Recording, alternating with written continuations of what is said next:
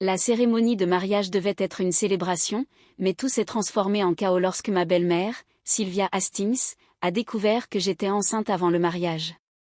Je pouvais voir ses yeux se plisser, son expression devenir froide alors qu'elle se levait lentement de son siège.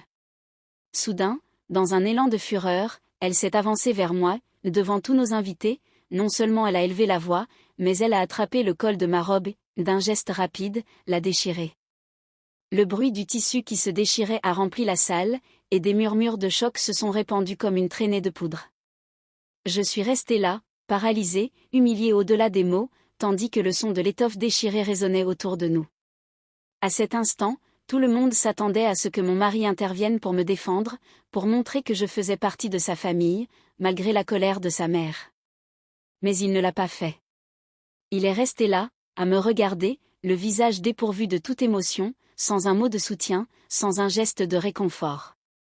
J'étais complètement seule, honteuse et exposée devant une salle pleine de monde. Même son père n'a rien fait, se contentant de regarder en silence, comme s'il n'était qu'un simple spectateur. Mais personne ne savait ce qui se passerait le lendemain. Une tempête se préparait, et j'étais prête à me battre. Je m'appelle Anna et je veux raconter mon histoire. C'est une histoire pleine de désillusions et de trahisons, mais aussi d'espoir et de découverte d'une force que je n'avais jamais imaginé posséder.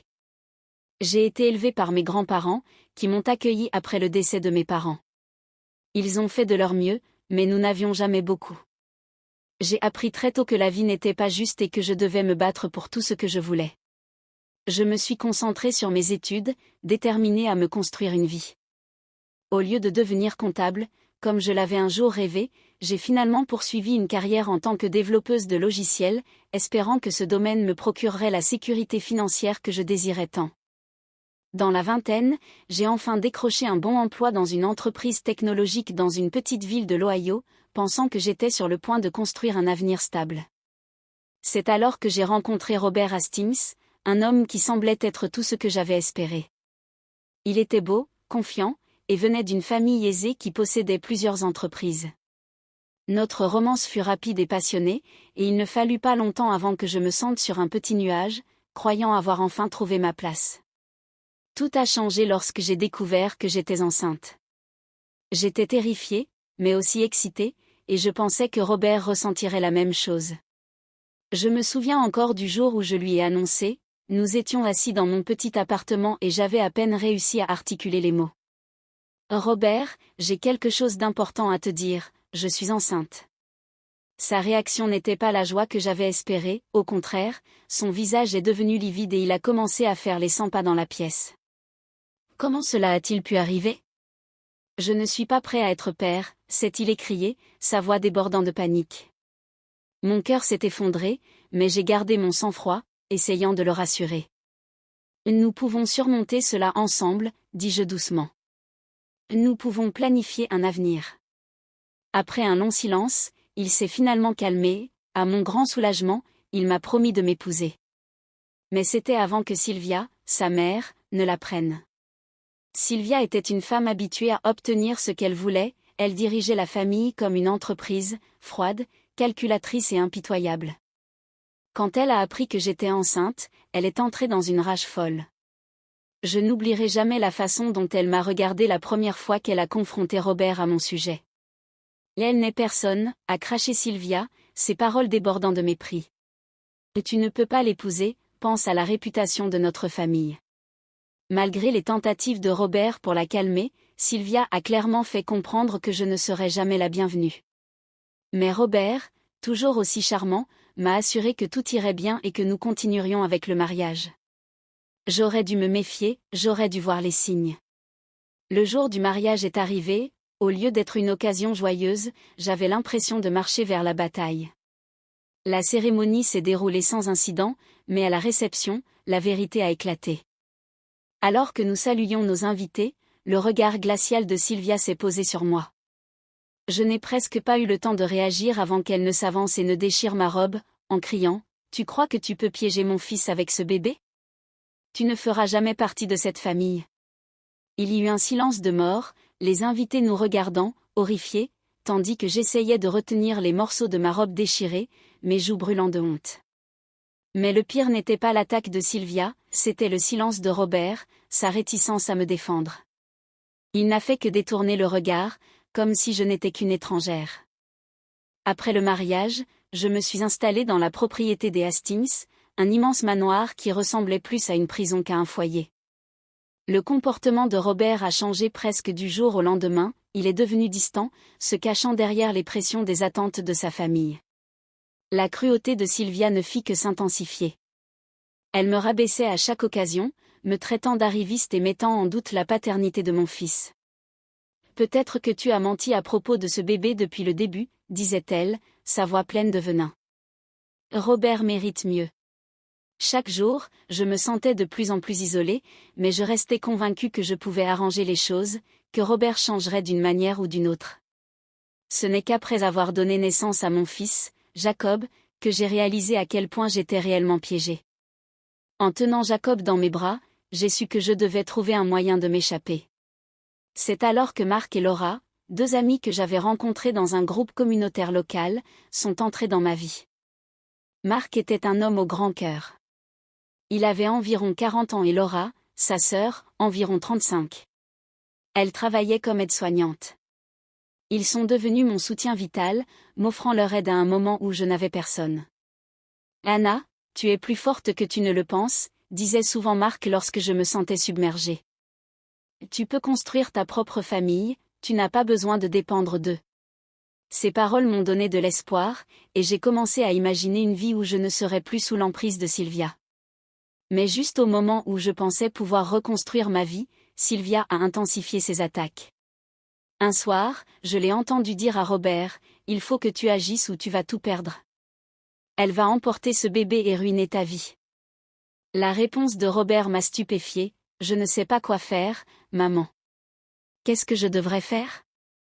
À cet instant, j'ai compris que je devais protéger Jacob, si je n'agissais pas, Sylvia m'enlèverait tout.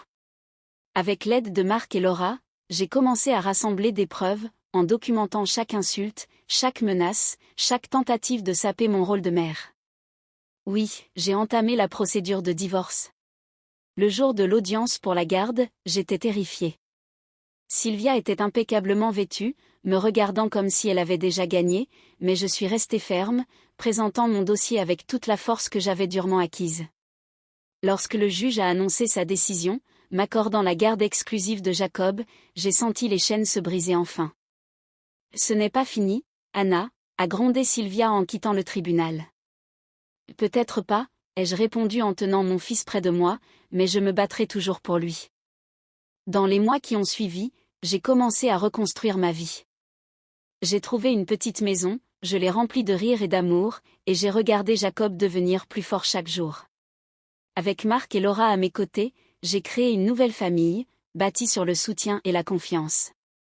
Je ne faisais plus que survivre, je prospérais. Et pour la première fois, je me suis sentie vraiment libre. Sylvia a peut-être tenté de me détruire, mais elle a sous-estimé une chose, je suis une battante et je protégerai toujours ce qui m'appartient. Mais les menaces de Sylvia étaient loin d'être vaines. Même en ayant obtenu la garde de Jacob, je savais qu'elle ne me laisserait pas vivre en paix. Pendant des semaines, il y avait des rumeurs et des murmures, des gens me disant qu'elle cherchait des moyens de contourner la décision du tribunal. « Elle ne lâchera pas l'affaire », m'a averti Marc un jour, lors d'un café. Son front était plissé, et je pouvais lire l'inquiétude sur son visage. « Tu dois rester vigilante. »« Je sais », murmurai-je, regardant Jacob qui jouait tranquillement à côté de moi. L'idée de le perdre m'envoya un frisson dans le dos. Je serrai ma tasse de café avec force, déterminée à ne pas laisser la peur me dominer. Je suis prête à affronter tout ce qu'elle me réserve, pensai-je. Je croyais être préparée, mais c'est alors que Sylvia fit son prochain coup. Un soir, alors que je mettais Jacob au lit, on frappa violemment à la porte. J'ouvris prudemment, seulement pour découvrir deux agents en uniforme sur mon perron. « Madame, nous devons vous parler », dit l'un d'eux d'un ton grave. « Nous avons reçu un rapport indiquant que vous n'êtes pas apte à vous occuper de votre fils. » Mon cœur s'effondra.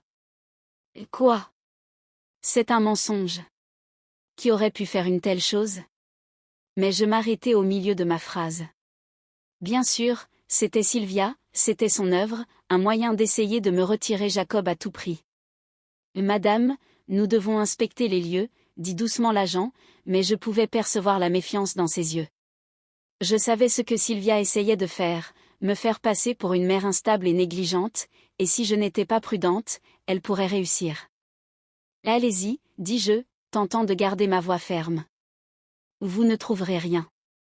Ils se déplacèrent dans la maison, inspectant chaque pièce, tandis que je restais là, avec l'estomac noué.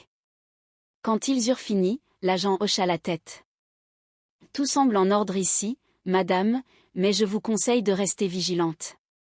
De faux rapports comme celui-ci peuvent parfois empirer. J'acquiesçai, mais à l'intérieur, j'étais furieuse. Sylvia avait franchi une limite, et je savais que si je ne faisais rien, elle continuerait à faire pression jusqu'à trouver un moyen de me détruire. Je devais trouver une solution permanente, quelque chose qui protégerait Jacob et mettrait fin à ses interférences une bonne fois pour toutes. Le lendemain, j'appelai Marc et Laura. « Il faut qu'on parle, dis-je, l'urgence dans ma voix. » Ils vinrent immédiatement, et nous nous installâmes autour de ma petite table de cuisine, prêts à élaborer un plan. « Elle ne s'arrêtera pas, leur dis-je. Je dois trouver un moyen de la sortir de nos vies pour toujours. » Les yeux de Laura brillèrent de détermination. « Alors, on va riposter avec les mêmes armes. »« Que veux-tu dire ?» demandai-je, confuse. « On va rassembler des preuves contre elle, » dit lentement Marc. « Elle joue la carte de la mère indigne, mais si on pouvait montrer au tribunal qui elle est vraiment? Prouver qu'elle n'est pas apte à être près de Jacob? C'était un pari risqué, mais je savais que c'était ma seule option. Au cours des semaines suivantes, nous avons rassemblé tout ce que nous pouvions, enregistrements de ses appels, vidéos de son comportement erratique, et même des témoignages d'anciens employés qui l'avaient vu perdre son calme de manière dangereuse. Peu à peu, nous avons construit un dossier contre elle. Le jour où nous avons présenté les preuves au juge, Sylvia semblait furieuse. « Tu penses pouvoir utiliser mes propres tactiques contre moi ?» siffla-t-elle, ses yeux brillants de colère. « Il ne s'agit pas de tactique, Sylvia, » dis-je calmement, la tête haute.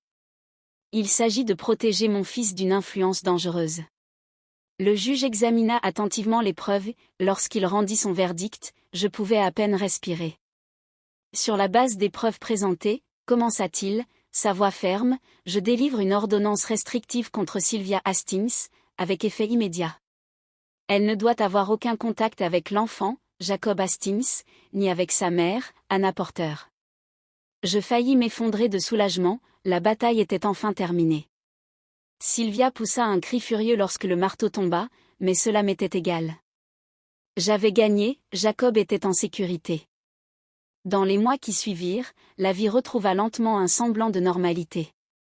J'ai trouvé un nouvel emploi dans une autre ville, espérant créer un nouveau départ pour moi et Jacob, loin de l'emprise de Sylvia. Marc et Laura m'ont aidé à déménager, leur soutien étant inébranlable, comme toujours. Un après-midi ensoleillé, alors que je regardais Jacob jouer dans notre nouveau jardin, je ressentis quelque chose que je n'avais pas ressenti depuis longtemps, la paix. Sylvia avait tenté de me briser, mais je restais debout, plus forte que jamais. J'avais affronté son obscurité et en étais sortie, non seulement en tant que survivante, mais en tant que guerrière. Marc et Laura étaient également là, assis avec moi sur la véranda, riant et profitant des plaisirs simples de la vie. Ils étaient devenus ma famille de cœur, les personnes sur lesquelles je pouvais compter en toutes circonstances. Nous ne partagions pas le même sang, mais nous partagions quelque chose de plus profond, la loyauté, l'amour et ce lien indéfectible qui naît lorsque l'on affronte l'adversité ensemble. Alors que le soleil se couchait, projetant une lueur chaude sur le jardin, je me tournai vers Marc. « Je n'aurais jamais pu y arriver sans toi. »« Tu n'avais pas besoin de moi, Anna, » répondit-il doucement. « Tu avais cette force en toi depuis le début. Je ne faisais que te le rappeler. » Les larmes me montèrent aux yeux, mais c'étaient des larmes de joie. Pour la première fois depuis longtemps, j'avais l'impression d'avoir enfin trouvé ma place dans ce monde. Je n'étais plus seulement une mère qui luttait pour survivre, j'étais une femme qui avait combattu pour sa famille et qui avait triomphé. Sylvia avait peut-être perdu la bataille, mais elle m'avait appris quelque chose d'important, que je pouvais affronter le pire et en sortir victorieuse. Je porterai toujours les cicatrices de cette expérience, mais je les arborerai avec fierté, elles sont la preuve que je suis indestructible. Je regardais Jacob, qui riait en poursuivant un papillon dans le jardin. Tout ira bien, mon amour, murmurai-je doucement. Nous irons bien, plus que bien, parce que quoi que l'avenir nous réserve, je savais une chose avec certitude, j'étais enfin libre de construire la vie dont j'avais toujours rêvé pour moi et pour mon fils. Nous avions affronté la tempête, et, enfin, les cieux étaient dégagés. Ensemble, nous allions tracer une nouvelle route, remplie d'amour, de force et de la promesse de jours meilleurs à venir. Dans les mois qui suivirent la décision du tribunal, la vie prit progressivement un rythme paisible. J'ai trouvé une petite maison dans un quartier tranquille, loin du chaos de la propriété des Hastings. Chaque matin, je voyais Jacob devenir plus fort, ses rires remplissant notre foyer de chaleur. J'ai commencé à travailler à distance, développant des logiciels pour une petite entreprise, et les joies simples de notre nouvelle vie, comme les rires de Jacob poursuivant des papillons dans le jardin, devinrent ma source de force. Marc et Laura continuèrent d'être des présences constantes dans ma vie, venant souvent nous voir pour s'assurer que tout allait bien et offrir un coup de main. Ils étaient devenus la famille que j'avais toujours souhaitée, prouvant que l'amour et la loyauté ne sont pas toujours liés par le sang. Un soir, assise sur la véranda, tenant Jacob tout contre moi, je me permis enfin de me détendre. Je n'étais plus en mode survie, j'étais en train de m'épanouir. J'avais combattu pour mon fils, pour notre avenir, et, contre toutes les attentes, nous avions gagné. Les cicatrices du passé persistaient, mais elles ne me définissaient plus. Elles me rappelaient simplement la force que j'avais trouvée en moi. Pour la première fois depuis bien longtemps, je me sentais véritablement libre et pleine d'espoir pour l'avenir, prête à embrasser tout ce qui allait venir.